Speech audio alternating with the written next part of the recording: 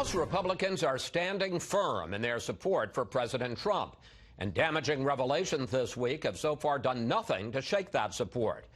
Joining us now from Salt Lake City, Congressman Chris Stewart, a Republican on the Intelligence Committee. Congressman, welcome back to Fox News Sunday. Good morning.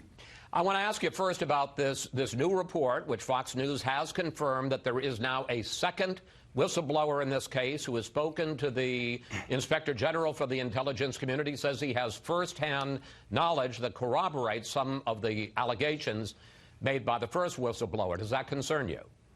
Well, actually, not at all. First, we've known a little bit that this individual is probably going to come forward. And one of our concerns has always been there hasn't been first-hand knowledge of this. The first whistleblower, virtually everything that he accused was second and third-hand knowledge. But, Chris, it does not matter. This person is going to come forward and say, yep, the president had this phone call, and yep, that's the transcript. I mean, why should I care at all what his perspective or his opinion and judgment of this transcript is? You and I can read it. But we sir, can make our own judgment of it. And the allegation by the first whistleblower, and a lot of it has already been corroborated, is it wasn't just this phone call, that there was a whole campaign before the phone call and then even more intensely after the phone call involving the president's private lawyer, Rudy Giuliani, to link support for the Ukrainian regime, even military aid, to an investigation of Joe Biden. Yeah. So it's more than just the phone call. But, Chris, that's just not true. I mean, all of these accusations he makes about linkage after, he just pulled from the New York Times and from the Washington Post. There's no classified or secret information in that. It all comes down to this one thing. It comes down to one sentence in one phone call. And when you read that in its entirety, it's very clear. He doesn't ever link it to military aid. It's never even mentioned. He doesn't ever offer a quid pro quo. He never even mentions the upcoming election. He talks about one thing. We want to investigate corruption. And I think that's a reasonable thing for him to ask. And these other assumptions are things that some people, in their judgment, are concerning.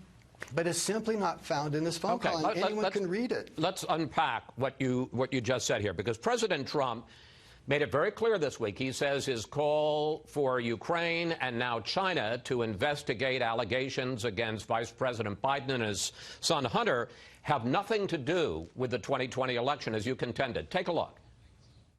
I'm only interested in corruption. I don't care about politics. I don't care about Biden's politics. I never thought Biden was going to win, to be honest.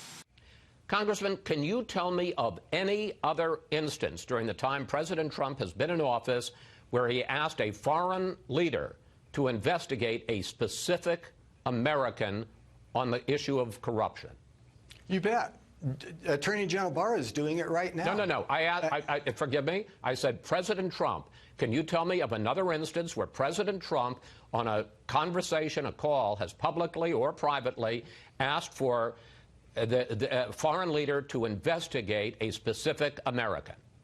Yeah, absolutely. Now, look, he may have done it personally, but it doesn't matter, Chris. There's no difference between the president making the call or the president saying to Attorney General Barr or other of his subordinates, you make the call and investigate this. And he's been very clear on that. The answer is you can. I don't mean to interrupt, but you can't tell me of another case where we have a record of the president specifically asking for a foreign leader to investigate a specific American. I'm saying he's willingly and acknowledged that he's doing that through his Attorney General. And other than Joe Biden, can you tell me of another? I mean, there are millions of Americans who do business overseas, all kinds of activities. Do you think it's just a coincidence that the one person that he has asked a foreign leader to investigate, specifically by name, investigate this person, just happens to be his chief rival for the 2020 campaign? But Chris, you're missing the whole reason for why. He did that because he has knowledge of possible corruption. I mean, Vice President Biden and his son, he was dragging his son to the two countries that the vice president had primary responsibility for, Ukraine and China. And he's taking his son to those two countries with him. And while he's doing official business, his son is signing, in some cases, $1.5 billion deals. And I think that a lot of people, Americans, when they hear that, they think, you know what, that doesn't sound right to me. Maybe it's worth asking a few questions about that. That's all the president is doing here. And you think it's just a coincidence that, I mean, there are a lot of businessmen doing a lot of business, a lot bigger than $1 billion, and that the only person that he asked for, incidentally, we should point out there has never been a specific allegation of any crime committed. I mean, does it look bad? Of course it does. But there's never been an allegation of a specific crime that Joe Biden or Hunter Biden committed. And neither in China nor in Ukraine. You think it's just a coincidence that he's talking about Joe Biden? But, Chris, you keep using that word coincidence. It's not a coincidence at all. It is just that those are the facts presented to him, and he's responding to those facts. If someone else brought other accusations against other Americans and they had reason to investigate that, I'm sure the president would as well. But these were the facts that were brought to him, and these were the individuals that were associated with those facts. All right. I want to pick up on what you said at the very top, which is that there is no quid pro, no linkage between President Trump's asking the Ukrainian President Zelensky to investigate Joe Biden and U.S. support, including $400 million in military aid to Ukraine.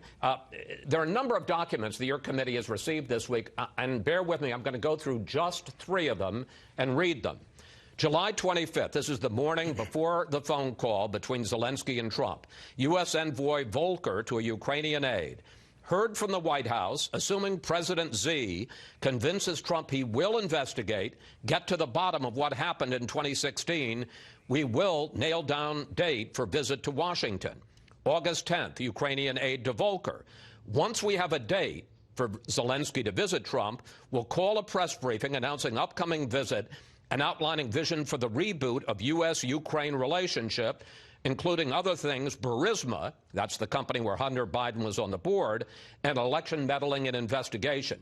Finally, September 1st, the top U.S. diplomat in Ukraine, Bill Taylor, to Ambassador Gordon Sondland. Are we now saying that security assistance and White House meeting are conditioned on investigation? Sondland, call me. Now, Sondland later says that there was no quid pro quo, but I got to tell you, you read these emails, both before and after, and I just took 3. Congressman, it seems that Ukrainian officials and some top American officials sure saw a quid pro quo. Yeah, Chris, it's just not true. And this is a great example of the dishonesty of how this investigation is being run. And I wish we could elaborate that on Chairman Schiff and the dishonesty that he has displayed. This is another example of it. They take little snippets of emails and texts. They leak those without releasing the transcript. If you release the transcript of this entire hearing, it's very clear that Mr. Volker and others have said there was no quid pro. There was no linkage between this. When you read the transcript of what the president says, he's very clear. The reason he's withholding aid is because he wants to pressure the Europeans, particularly Miss Merkel in Germany, that they have been dragging their feet for months on this. And by the way, we heard as early as late spring that they were probably going to withhold this aid. We've been hearing, those of us who work in national security, they were going to do that to pressure the Europeans.